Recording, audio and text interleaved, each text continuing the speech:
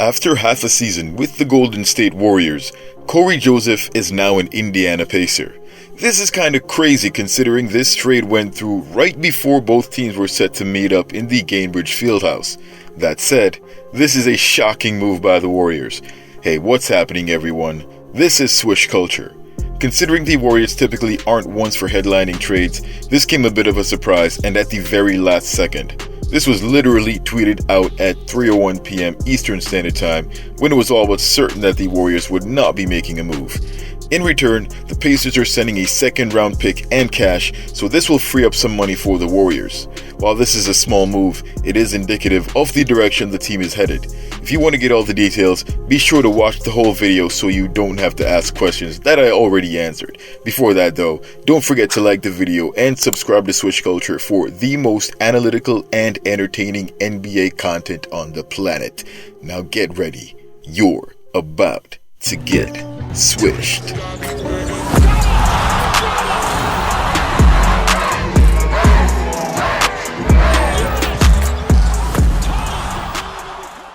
When the Warriors picked up Joseph in the offseason, he was signed to a $3 million contract. With the Warriors over the second apron, basically the second tier of luxury taxes, this means they were paying a hefty amount to retain Joseph's contract, somewhere about $14 million. At a little over halfway through the season, it's likely the Warriors have paid a little over half of that and the rest will be assumed by the Pacers. When Joseph was initially picked up, it was a bit confusing for Warrior fans. The team had traded their backup point guard in Jordan Poole for Chris Paul, so the team already had their backup point guard. So why sign Cory Joseph? Well, the Warriors also selected Brandon Podziemski in the 2023 NBA draft and they really had no idea how he would pan out. Steve Kerr typically trusts his veterans, and Kojo was more insurance for Pods than anything else.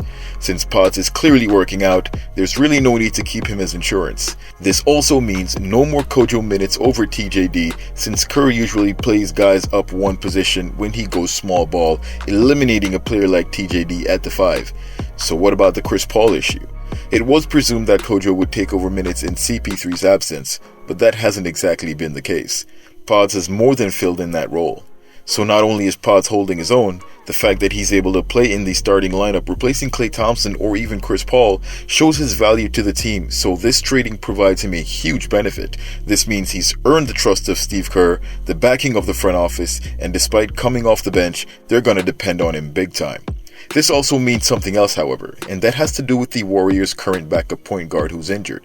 Everyone expected that Chris Paul would be gone at the end of the season to help the Warriors manage salaries, but it has never been this apparent. Pods has been playing the sixth man role for the Dubs, and not only is he effective, there won't be any sort of ego to keep in check if the Warriors get his production on the second unit. So if CP3 is going, why didn't the Warriors move on from him at the deadline? For a couple of reasons. They still want more development from Pods as he's not capable of running the offense quite like Chris Paul, so expect the second half of the season to see Pods continue to get a ton of minutes as he learns from Chris Paul and applies it to his game. This will help ease the transition for Pods as a reliable sixth man. They likely don't see Pods as being swappable for Klay and will likely have Moses Moody battling Klay for those minutes for the rest of this season and next. For the meantime though, expect Klay Thompson to stay in the starting lineup. One thing this trade accomplishes that flies under the radar is that it opens up room to sign Lester Quinones to a full-time contract. I find it hard to believe that with the production that we've been seeing from Les this season, that the team would simply allow him to play out his two-way contract and not be available during the playoffs. In the same number of minutes as Cory Joseph, Les has been averaging 5 points, 2 rebounds, and 1 assist, not to mention 44% from 3. So at the very least, this frees up minutes for Les and reduces the Warriors' clogged backcourt, aka guard-heavy roster. Now, the Warriors are picking up a 2024 second-round pick, so the team will have a selection in the upcoming draft. The Pacers are currently 6th in the East, so the second-round pick will likely be mid to late 40s. Running a tankathon trade simulation, and look at that. The Pacers right here at 50 could pick up a player like Aaron Bradshaw, a 7-foot-tall freshman averaging 12 points and 9 rebounds, along with 1.4 blocks and 1 steal with the Kentucky Wildcats, and trade this player to the Golden State Warriors. Players from Kentucky typically do a lot better in the league. Don't believe me? Look no further than Tyrese Maxey, who was drafted 21st overall and is now an all-star after averaging 14, 4, and 3 with the Wildcats. Now this is still the second round where it's hard to find talent, but the Warriors are in desperate need of size, and if the team does move on from Steve Kerr next season, a player like Bradshaw could see productive minutes.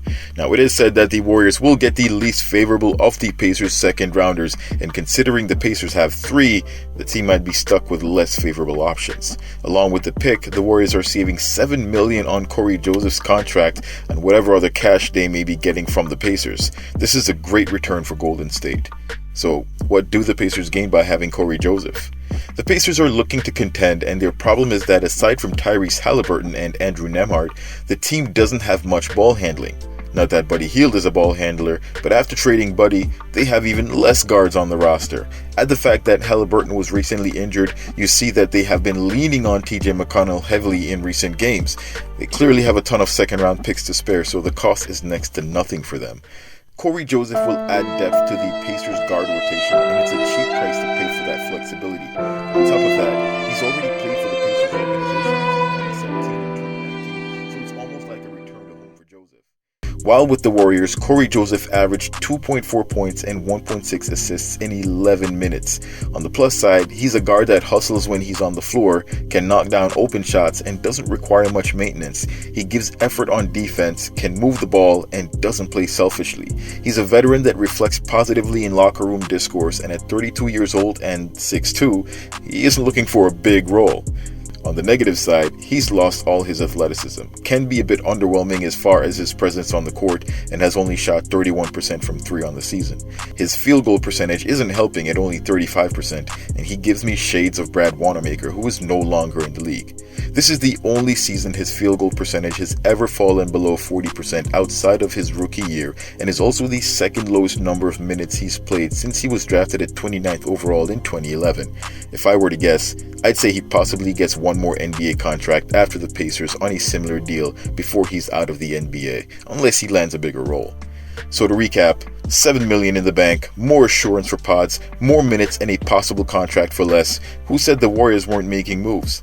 Let me know what you rate this move. I would rank it a B, considering it doesn't really tip the scale for the Warriors competing in the playoffs, but it does give them the ability to make the most of the young guys available on the roster.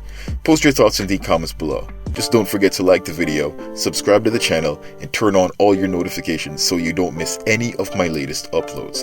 Thanks for watching. Till next time. Swish.